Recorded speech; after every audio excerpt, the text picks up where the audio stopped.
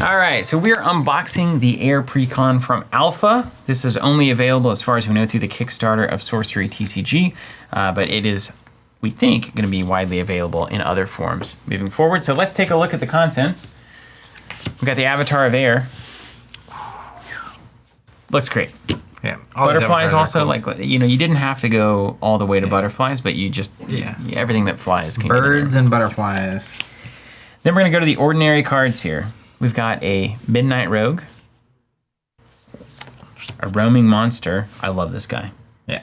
Maybe summon to any site. Do you know how good that is? That reminds you of like old school D&D? Yes. Yeah, because it's Jeff freaking Easley. Yeah. It's everything. I was reading the Monsters Manual in math class with Mrs. Moss in the 7th grade. And I didn't want her to know what was in there too well. Is it Mrs. Moss class? Mm-hmm. Math. Margaret? Dead of Night Demon. Stealth. 2/2. Terrifying. Cloud Spirit. Greatest art in the game. Both of those is good, but the Dead of Night Demon is striking to me. Did you guys know that there's a person in the clouds? No. Yes. Spectral Stalker. Yeah, this is going to make Robert really happy. He's an employee here at Covenant. A lot of undead things in the Air faction. We don't know why. I don't actually know why. Yeah. But maybe it's because makes sense. spooky ghosts are in the air? Spooky ghosts are in the air. What are they made of? That's right. That's the first thing from Flaming Skeletons on Fire, or whatever it is you said. I do feel like zombies would be more of an Earth thing, though. Yeah, like buried and unburied. But I think they are. I think there's some zombie stuff in Earth, too. And stuff. So maybe perhaps just like ghost and spectral stuff is in the air. That makes sense. Yeah, it does make sense.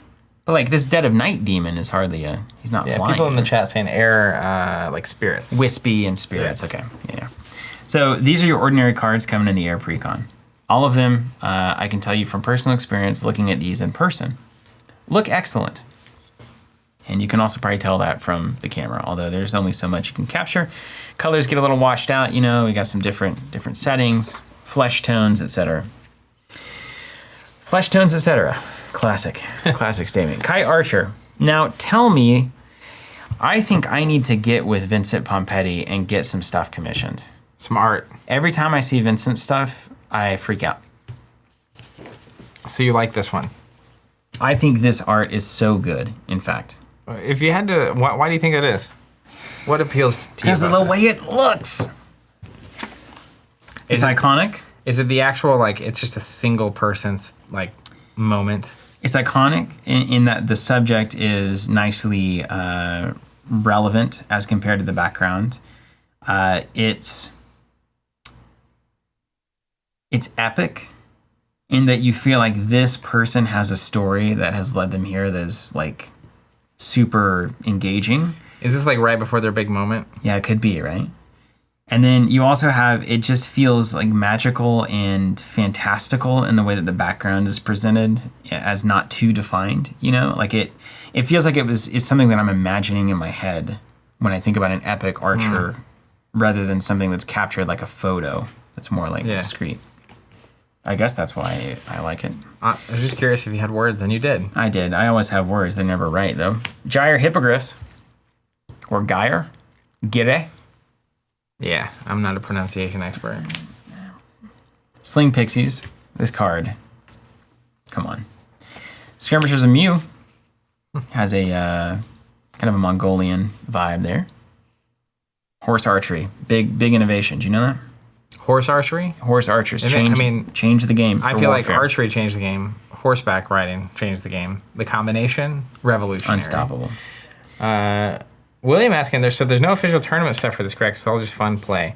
So there are always going to be people with games where you have 1 versus 1 and someone can win that are probably going to be doing tournaments. But from the publisher, from what we've heard from Erik, the intent is not a focus on organized play and tournaments and prizes and all that, as much as the focus is on enjoying the art and being at the table and having an experience that is thematic and flavorful above all else.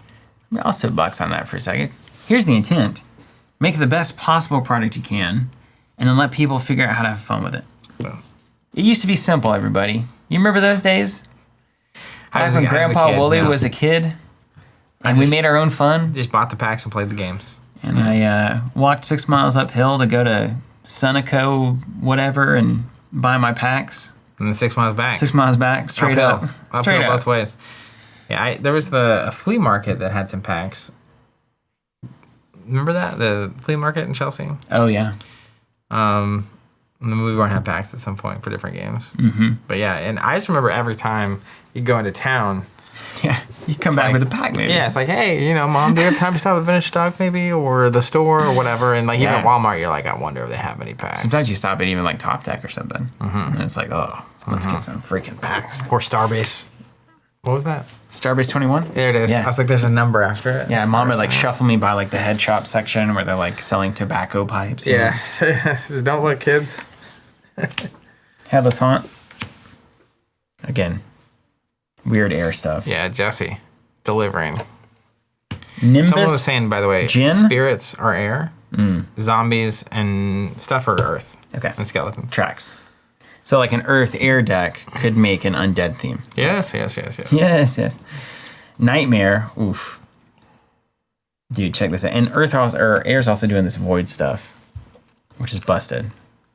At the end of your turn for that guy, each enemy minion here basically gets pushed to an adjacent location or void. So you can snap them out of existence. And if you push them into the void, they immediately go away, of course, because the void because they're gone. Claims all. And finally, the Grandmaster Wizard there. Spellcaster, and when you play it for 6, you draw 3 spells, which is so good in this game. Card economy is everything. How does a 0 strength work? Well, he just doesn't hit for anything. Oh, and if he gets hit, he's just gone. Yeah, he's gone. Yeah, don't let it. I mean, he's there to cast spells and draw cards. He's there to draw 3 cards at the end of the game. He's there to draw 3 cards for 6, yes. And he's a body. He can block a hit that doesn't go to your spellcaster. He is a body. He's a body, man. He's soon to be an undead body or a spirit. He's a body. He will become one with the Force. What's his ability? What's the Avatar of Air do? Look up, next up, we got spells here. Tap, player draw site, normal. Once on your turn, if you occupy an air site, you may fly a unit atop it to a nearby site. So if you're in an air site, 25. You can take a unit at the same air site and fly it to a nearby site. Any unit or allied only? Any unit. Cool. So you can just roll. Okay. It's air, everybody. All right, let's take a blink. Air. I mean, this has got to be a classic air spell, right? An ally teleports to a location. It's nearby. Draw a card. Yeah. Anything that says draw a card, play it. Print it. Let's look at this, though. Look at what this does. The lightning bolt is this is the normal lightning bolt. We have the Alt Art lightning bolt coming with our beta pre-order. Beta pre-order, which is available right now until April 1st. It's going to end at the beginning of April 1st. And what does lightning bolt do for reference? Hold on, let me lay these out. Look at this. Okay. Isn't that gorgeous? And these are by different artists. Both of these are by Aussie, and then this one's by Alan. But look at this. You wouldn't know it. Look at it. Yeah. The vibrancy of the lightning is crazy. It's so awesome. What's the lightning bolt do? Deal 3 damage to a random unit at target location. Deal 2 damage to target unit nearby any number of times. You may spend 2 money to additionally target a new unit nearby the previous one. So you can keep spreading it by paying 2. Oh, and just Hit keeps something, bouncing. It's like chain. Pay 2, hit something else Chain over. lightning. Pay 2, hit Homogeneous. something else. Yeah. That's cool. Or you can just hit the same thing 2, 2, 2. I'll tell you what. Random is not so random if there's only 1 unit there. That's which is correct. very common. Yeah, that's how that goes. So it's really just pay 2, pop something for 3. And this is an aura, which means you play it over 4 sites, basically, like at the crossroads, and then it deals 3 to everything forever, What? I think. At the end of your turn, deal 3 damage to a random unit atop affected sites. Then you may move Thunderstorm 1 step. After it deals damage 3 times, dispel it. So that's a 4 for 9 damage card. That's random. I'll show you random. Waypoint Portal. Gorgeous art. Incredible love that effect. card. Choose 2 different sites. This turn you can move between them. Come on. Yeah. And then we've got the Devil's Egg and the Doomsday Device as your of course relics. you do. Of course you do. Apparently there's a Devil's Egg deck that got to like the finals of the league. Sorcery tournament. Yeah. A winning agenda, Jesse was saying. Jesse's taking this way too seriously. How many? Yeah, I mean, he's so far ahead of the Jesse, curve. what are you doing, man? You're taking it way too seriously. So one could have 2 devil's eggs in their deck? One could have 2 devil's eggs. Yeah. It's like 4th of July or Independence Day for those of you outside of the country. Dysphoria about the thunderstorm saying it moves. It moves. That's right. Thunderstorm moves. It moves usually north and east. In my experience in Oklahoma, that's right. They sweep right through. And then we've got our ordinary lands. So we've got our towers. This is the air basic. So Gothic Tower, Lone Tower, Dark Tower. Dark Tower. All different. Oh, really? But normal enough, like different art. Oh, I thought you meant different abilities. No. Like, that's different. No. If it's the only Gothic Tower you control, you gain 1. If it's the only Lone Tower, you gain 1. If it's the only Dark Tower, you gain 1. Got to keep that ramp under control a little bit.